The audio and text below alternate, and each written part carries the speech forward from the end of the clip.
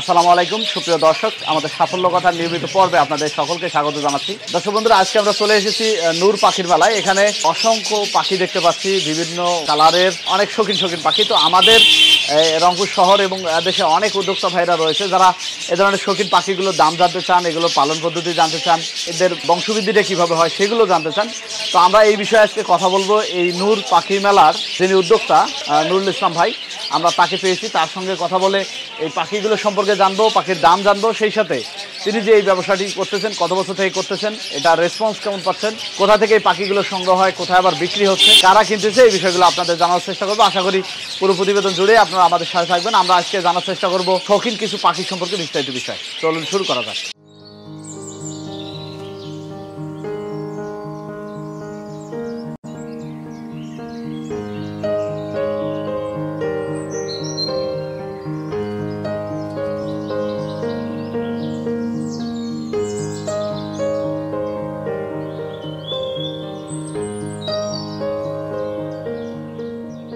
আসসালামু আলাইকুম।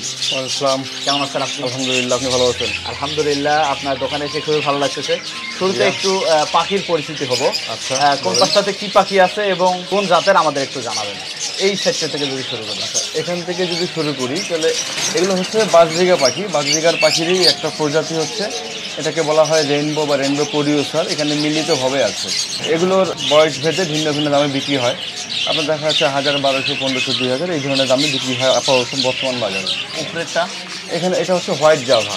জাভার 4টা কালার হয়, এর মধ্যে একটা হোয়াইট, একটা ব্ল্যাক, একটা আছে সিলভার, এই যে হাড়ির পিছনে আছে, আরেকগুলো আছে এই যে হোয়াইট ব্ল্যাক, আরেকটা কালার হচ্ছে ফন কালার। এগুলোর বাজার মূল্য বয়স ভেদে 1000, 1200, 1500 থেকে শুরু করে 2500, 3000 টাকা পর্যন্ত বিক্রি। এটা ছেলে এগুলো কি বাজরিগা? এগুলো বাজরিগা। যেমন বাজরিগা পাখির এটা একটা জাত, এটা হচ্ছে জেপি, এটাকে বলে জাপানি ক্রেস্টেড। যেমন মাথায় একটু ঝুটি থাকে, ব্যাকফিল থাকে, পিঠে মানে ফুল থাকে, ফ্লাওয়ার থাকে, এটা একটা আলাদা একটা জাত। এটা হচ্ছে ককাটেল। ককাটেল পাখির অনেকগুলো মিউটেশন, অনেক জাত আছে। এটা মিউটেশন বলা হয় গ্রে। বয়স ভেদে আপনার দেখা যাচ্ছে যে 3000 থেকে শুরু করে 6000 টাকা পর্যন্ত জোড়া বিক্রি। নিচে যেগুলো দেওয়া আছে এগুলো হচ্ছে লাভবার্ড, টিয়ার মতো। হ্যাঁ, ঠোঁটগুলো এরকম। লাভবার্ডের অনেক কালার, অনেক মিউটেশন। এগুলোর বাজার মূল্য ধরেন 3000 থেকে 6000, 7000, আর অনেক বেশিও পাওয়া যায় জোড়া জোড়া। আর এই সাইডে এগুলো হচ্ছে অস্ট্রেলিয়ান ঘুঘু। অস্ট্রেলিয়ান ঘুঘু বলে এটাকে। এটা কি এখন বাণিজ্যিকভাবে চাষ হচ্ছে না শৌখিনতার জন্য? শৌখিনতা থেকে শুরু করেই আসলে সবাই কমার্শিয়াল হয়ে যায়। হ্যাঁ, শখ করে নিচ্ছি, বাসায় একজোড়া পালতেছি, যে একজোড়া নিয়ে পালতে পালতে ডিম বাচ্চা ভালো করতেছে, মন চাচ্ছে বাড়াচ্ছি, বাড়াইতে পারতে দেখা যায় 70, 80 জোড়া, 100 জোড়া এরকম হয়ে গেছে। এখানে ডিম দিচ্ছে, এখান থেকে আবার বাচ্চা ফোটে। এই যে বাচ্চা ফুটে, যে এরকম দেখেন বাচ্চা ফুটে আছে। হ্যাঁ, ও যেমন এটা হচ্ছে আমার পার্সোনাল, আমি দোকানেই পালি, এটা বিক্রি করি না। তো ওটা প্রতিনিয়ত কম বেশি আমার দেখা যাচ্ছে ডিম পারে, বাচ্চা করে, কখনো একটা করে, কখনো দুটাই করে, কখনো নষ্ট করে। হ্যাঁ, কিন্তু ওটা রাখছি আমি। এই পাখিটা আরো অনেক সুন্দর দেখতে পাচ্ছি এবং ছোট। এখানে যেগুলো আছে এগুলো হচ্ছে বেঙ্গলি ফিন্স, মানে ফিন্স পাখির অনেকগুলো প্রজাতি। এর মধ্যে এখানে আছে হচ্ছে বেঙ্গলি। এটা হচ্ছে বেঙ্গলির প্রজাতি। এখানে যেমন সাদা আছে, ফন আছে, চকো আছে, আবার এগুলো দেখা যায় যে মাথায় ঝুঁটি আছে, ক্রেস্টের, যে শর্টকাট নাম বলে সিয়ার, চকো সিয়ার, হোয়াইট সিয়ার, ফন সিয়ার, এরকম। আর এগুলো হচ্ছে ঘুঘু।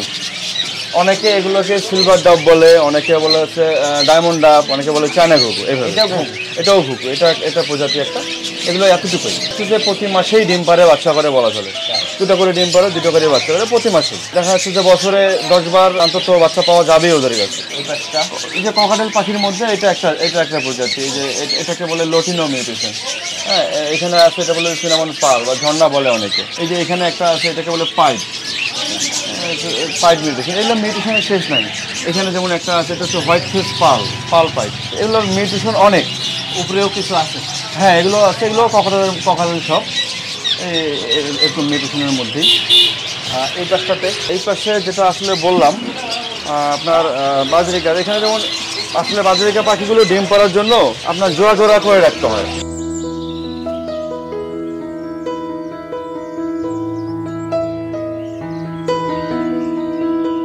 পাখির জন্য মূলত কি কি খাদ্যগুলো রয়েছে একটু যদি দেখান আমাদের। এখন নর্মালি বাজরিকার জন্য যেগুলো হচ্ছে সিড মিক্স।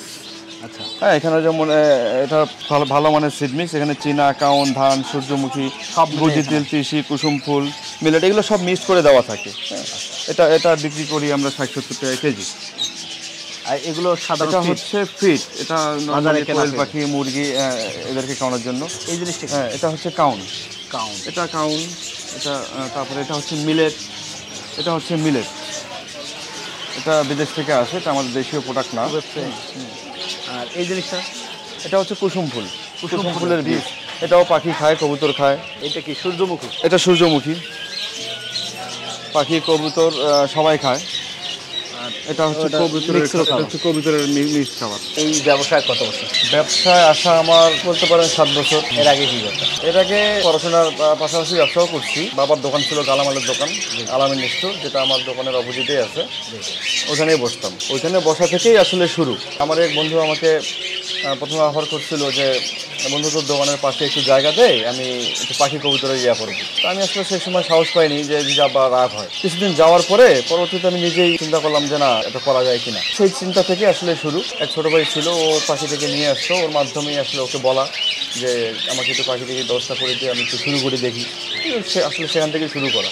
এখন তো অনেক পাখি দেখতে পাচ্ছি, এগুলো কি এখানকার উৎপাদন না বিভিন্ন জায়গা থেকে আসে? বিভিন্ন জায়গায় খামার আছে, খামারের প্রোডাকশন উৎপাদন ওইখানেই হয়। আর আমরা যারা আসলে শখে পালি, যারা নিয়ে যাই বাসায়, শখ করে নিয়ে যেতে যেতে খামার তৈরি হয়ে যায়। কারণ কেউ 1 জোড়া নিয়ে গেছে, 2 জোড়া নিয়ে গেছে, নিয়ে যায় তার বাসায় ডিম বাচ্চা করতেছে, বাচ্চা ফুটতেছে, তার ভালো লাগার থেকে সে বাড়াচ্ছে। যখন যতক্ষণ পর্যন্ত সামর্থ্য আছে ততক্ষণ পর্যন্ত সে বাড়াচ্ছে, বাড়াইতে শেষে দেখা যাচ্ছে যে তার কাছে 20 জোড়া, কারো কাছে 40 জোড়া, কারো কাছে 50 জোড়া, কারো কাছে 100 জোড়া হয়ে গেছে। এই অবস্থায় যে বাচ্চাগুলো উৎপাদন হয়, এগুলো থেকে তখন পরে সেল করে তারা আবার আপনাদের, তারা সেল করলে তখন আমাদের কাছে আসে যে ভাই কিছু পাখি জমছে, নিয়ে আসবো কিনা।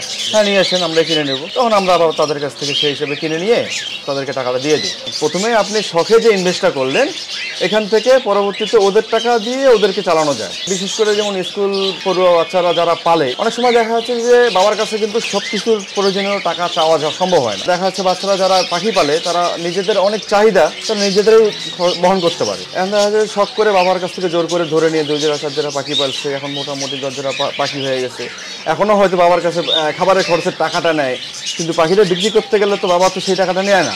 এই টাকাটা হয়তো তারা নিজেরাই ইউটিলাইজ করতে পারতেছে, নিজের কিছু চাহিদা থাকতেছে, যেটা হয়তো আজকে 2টা পাখি বিক্রি করলো, বিক্রি করে নিয়ে যায়, নিজের চাহিদা পূরণ করলো। পালনের দিকগুলো বলবেন, যারা তরুণ কিনতেছে তারা আসলে কেনার পর থেকে তাদের করণীয় কি থাকে? যেমন এদের নিউট্রিশন আছে, তারপরে ব্রিডিং এর বিষয়গুলো আছে, রোগ ব্যাধি আছে, এই বিষয়গুলো আমাদের একটু। যারা আসলে আমরা প্রথম শখ করে পাখি কিনি, তাদের কাছে জাস্ট কালারটা এফেক্ট, কালার অনুযায়ী 2টা কালার ভালো লাগতেছে, যার যেটা ভালো লাগে সে সেটা নিতে পারে। জাস্ট দেখে নিতে হবে সুস্থ পাখি কিনা, ছেলে মেয়ে মিল করে নিতে হবে। যে বয়সেই পাখি নেই, আমি বাচ্চা নেই, আমি মিডিয়াম নেই, নিউ অ্যাডাল্ট নেই, বা ডিম পাড়া রানিং নেই, আমি যে বয়সেই নেই, দেখা যাচ্ছে আমাকে 2টা সুস্থ পাখি বাছিয়ে নেবো, ছেলে মেয়ে মিল করে নেবো, বয়সটার জন্য মিল থাকে। হ্যাঁ, অনেক সময় দেখা যাচ্ছে যে বয়স মিল থাকে না, মিল না থাকার কারণে নিয়ে যায় পালতে সেটা অসুবিধার মধ্যে পড়তে হয়। তো বয়সটার জন্য মিল থাকে, এটা একটা বিষয়। নিয়ে যাওয়ার পর যেটা প্রথম কাজ, সেটা হচ্ছে আমি 1 জোড়া পাখি পালি, 2 জোড়া পাখি পালি, যেটাই পালি, যেহেতু আমার ডিম পাড়ার আকাঙ্ক্ষা আছে, আমাকে খাঁচা ইন্ডিভিজুয়ালি মানে জোড়া জোড়া আলাদা আলাদা করে রাখতে হবে, এবং খাঁচাটাকে নির্দিষ্ট এক জায়গায় ফিক্সড করে রাখতে হবে, পাখির জন্য কোনো আতঙ্কবোধ ভয় ভীতি না পায়, খাঁচা যেন নড়াচড়া না হয়। আর খাঁচা এমন জায়গায় রাখতে হবে যেন খাঁচার সামন দিয়ে আমাদের যাওয়া আসা হাঁটাচলা প্রতিনিয়ত এটা না হয়। দেখা যাচ্ছে বিড়াল আছে, বিড়াল ডিস্টার্ব করা, এটা যেন না হয়, বা ইঁদুর কাক এসে ডিস্টার্ব করে, এই ধরনের কোনো সমস্যার যেন না হয়। জাস্ট একটু নিরিবিলি এক সাইডে রাখতে হবে যেন পাখিটা স্বাচ্ছন্দ্য বোধ করে। পাখি যখন স্বাচ্ছন্দ্য বোধ করবে, যখন নির্দিষ্ট এক জায়গায় থাকবে, তখন ওর ডান বাম উপর নিচ একই পরিবেশে থাকতে থাকতে দেখা যাচ্ছে যে ও এখানে অভ্যস্ত হয়ে যাবে, তখন নিজেকে ডিম পাড়ার জন্য তৈরি করবে পাখি। সেটা এখন যে বয়সের পাখি হোক, দেখা যাচ্ছে যে ডিম পাড়া পাখি নিয়ে গেছে বাসায়, নিয়ে 6 মাসে ডিম পাড়তেছে না, হয়তো এসে বলতেছে যে ভাই ডিম সহ নিয়ে গেলাম, সে ডিম মতো বাচ্চা ফুটলোই না, বরং আর ডিম পাড়তেছে না। ওই যে দেখা যাচ্ছে তারা হয়তো খাঁচার সামনে দিয়ে প্রতিনিয়ত যাওয়া আসা করে, খাঁচা হয়তো টুলের উপর রাখছে বা টেবিলের উপর রাখছে বা নড়াচড়া করে, এই কারণে পাখি স্বাচ্ছন্দ্য বোধ করে না, তখন ডিম পাড়তে চায় না। রোগ ব্যাধি হ্যাঁ আছে, অনেকের কাছে নিয়ে যাওয়ার পরপরই রোগে আক্রান্ত হয়ে যাচ্ছে, অনেকে নিয়ে পালতেছে 1 বছর 2 বছর 5 বছর কোনো রোগে নেই। একটু পরিচর্যার উপর নির্ভর করে। পরিচর্যাটা কিরকম হবে? পরিচর্যাটা ধরেন নিজের মতো, আমি কিভাবে চলতেছি, আমাকে হয়তো প্রতিদিন গোসল করতে হয়, আমাকে হয়তো প্রতিদিন খাইতে হয়, আমাকে হয়তো ফ্রেশ খাবারটা খাইতে হয়, আমার হয়তো দেখা যাচ্ছে যে পানিটা আমি রাতের পানি সকালে খাচ্ছি না, আগের দিনে দুপুরের পানি পরের দিন সকালে খাচ্ছি না, তো সেই ক্ষেত্রে আমাকে হিসাব করতে হবে যেন আমার পাখিটাও যেন তাই, আমার পাখিটাও যেন বাসি পানি না খায়। সুতরাং পাখিকে সুস্থ রাখার জন্য দেখা যাচ্ছে রাতের বেলা পানি খাঁচায় না রাখা, সকালবেলা পানি খাইতে দেওয়া, তাতে দেখা যাচ্ছে যে টাটকা পানিটা খাচ্ছে, ফ্রেশ পানিটা খাচ্ছে। পানি একটু বেশি সময় হলে তো পানির মধ্যে দেখা যাচ্ছে বিভিন্ন জীবাণু করে, নড়াচড়া করে, মুভমেন্ট করে, পানি থেকে তো জীবাণু তৈরি হচ্ছে। আর পানি থেকেই যত রোগ ব্যাধি হয়। এখন এখান থেকে কি পরিমাণ পাখি সেল হয়? আল্লাহর রহমতে ইনশাআল্লাহ প্রতিদিনই সেল হয়, কম বেশি প্রতিদিনই কিনি, প্রতিদিনই সেল করি। কিন্তু আসলে আমার ওইভাবে হিসাব রাখা নাই যে আমি আসলে মাসে কত সেল করতেছি, মাসে আমার কত ইনকাম হচ্ছে, এটা আমার হিসাব করা। এই ধরনের শৌখিন পাখি পালন এটা একটা কর্মসংস্থানের মাধ্যম হতে পারে কিনা? হ্যাঁ, এটা অবশ্যই কর্মসংস্থানের মাধ্যম।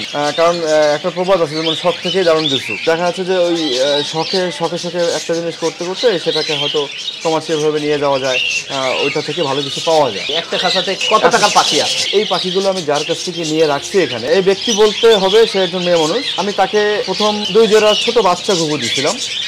এই 2 জোড়া বাচ্চা থেকে আজকে তার কাছে অলরেডি বলতে পারেন শুধু এই চায়না ঘুঘুটাই 50 জোড়া সেট আপ আছে, এবং সে আমার কাছে বিক্রি করছে অসংখ্য পাখি। সে হয়তো প্রতি মাসেই হয়তো 40 জোড়া অন্তত পাবে। তো 40 জোড়া হিসেবে করলে 4-5 20 অনেক টাকা, 20,000 টাকা সে পার মান্থ এটা থেকে ইনকাম করতে পারবে। তো ভাই আপনাকে অসংখ্য ধন্যবাদ জানাচ্ছি আমাদের মূল্যবান সময় দেওয়ার জন্য। আমরা আপনার শারীরিক সুস্বাস্থ্য কামনা করছি, সেই সাথে নূর পাখি মেলার ভবিষ্যতের দিনগুলো মঙ্গল কামনা করে শেষ করছি। আসসালামু আলাইকুম। অবশ্যই দোয়া রাখবেন ইনশাআল্লাহ। Thank you. দর্শক বন্ধুরা, আমরা এতক্ষণ থেকে কথা বলছি নূর ইসলাম ভাইয়ের সঙ্গে, তার পাখির ব্যবসার বিভিন্ন বিষয়ে আপনাদের জানার চেষ্টা করছি। সেই সাথে এখানে যে শৌখিন পাখিগুলো রয়েছে, আসলে আমারও অনেক অজানা ছিল অনেক পাখি সম্পর্কে, সেটি জানলাম, দাম জানলাম। তো পাখি এমন একটি বিজনেস, পাখির যে বিজনেস বা পাখি পালন এমন একটি ব্যবসা যেটি অল্প জায়গায় অল্প পুঁজি বিনিয়োগ করে অধিক লাভবান হওয়া সম্ভব। যেমন এখানে দেখতে পাচ্ছেন একটি করে খাঁচায় অনেক পাখি রাখা হয়েছে। আসলে এটাই একটি বাণিজ্যিক সেক্টর তৈরি হয়েছে, পাখির একটা বড় বিজনেস রয়েছে। যারা শৌখিনভাবে পাখি পালন করেন, আমি মনে করি যে অল্প পুঁজি বিনিয়োগ করে তারা আপনার বাসার ভিতরে অল্প জায়গায় এটি করে লাভবান হতে পারেন। তো আপনাদের আশেপাশে সফলতার গল্পগুলো আমাদের জানিয়ে দিন। আমাদের সাফল্য কথা টিম চলে যাবে আপনাদের কাছে। ধন্যবাদ সবাইকে।